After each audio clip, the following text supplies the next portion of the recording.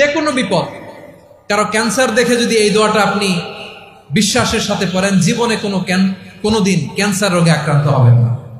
দুর্ঘটনা দেখে যদি পড়েন, ওই দুর্ঘটনা আপনাকে স্পর্শ করবে না। যে কোনো কারো বিপদ দেখে যদি কোনো বিশ্বাসী বান্দা এই দোয়া পড়ে, বিশ্বনবী বলেন লাম ইউসিবহু যালিকাল বালা, ওই বিপদ তাকে আর ধরবে না। উফিয়া মিনহু মিন যালিকাল বালা কাইনাম মা কান, সে যতদিন হায়াত পাবে কোনোদিন ওই বিপদ তাকে স্পর্শ করবে না। অন্যের বিপদ যদি দেখেন, এটার জন্য একটা দোয়া আছে। অনেক সময় আমরা দেখি হাসপাতালে ক্যান্সারের 3rd স্টেজে চলে গেছে, লোকটা হ্যাংলা হয়ে চিকন হয়ে হায়রে কি কষ্ট পায়, দেখি না? বিষ্ণু বলে একটা দোয়া যদি কেউ অন্যের কোনো বিপদ দেখে পড়ে, ওই বিপদ তার জীবনে কখনো আসবে না। শুনবেন? শোনার আগ্রহ আছে?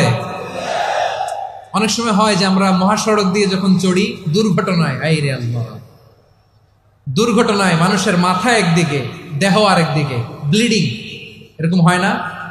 আল্লাহ তুমি হেফাজত করো। বিশ্বনবী বলেন এই দুর্ঘটনা দেখে কেউ যদি এই দোয়াটা পড়ে, তার জীবনে সে কোনোদিন এরকম অ্যাক্সিডেন্টের সম্মুখীন হবে না। শুনবেন?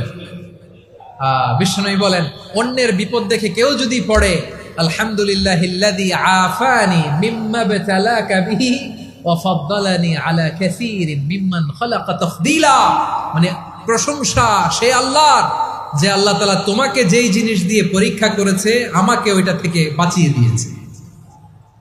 তোমাকে আল্লাহ যেই বিপদে ফেলেছে, আমাকে ওই বিপদ থেকে তিনি মুক্ত রেখেছে, আর তার অনেক সৃষ্টির উপর আমাকে তিনি প্রাধান্য দিয়েছে। সুবহানাল্লাহ পড়েন।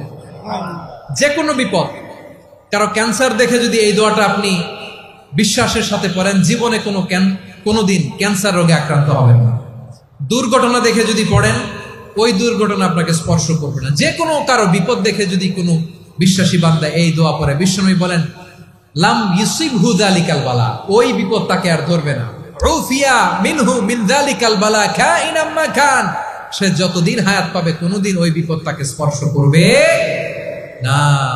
এই দোয়াটা পড়তে রাজি আছেন আমার প্রিয় ভাইরা? তাহলে পুরো আলোচনার সেন্ট্রাল থিম হচ্ছে আমাদের জীবনে বিপদ আসবে, কষ্ট আসবে, দুঃখ আসবে, কিন্তু বিপদে আপদে আমরা হাল ছেড়ে দিব না, হতাশ হব না। মুমিন হতাশ হয় না, নিরাশ হয় না, হাল ছেড়ে দেয় না। মুমিন ভরসা রাখে একজনের উপর। আওয়াজ করে বলুন, যিনি কে? বিপদে পড়লে আমাদেরকে উদ্ধার করে কে? আবার আমাদেরকে যদি কোনো নেয়ামত আল্লাহ দিতে চান, ওইটা কেড়ে নেওয়ার ক্ষমতা কারো আছে?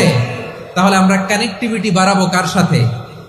আমাদের প্রার্থনার ফরিয়াদের হাত তুলবো কার কাছে?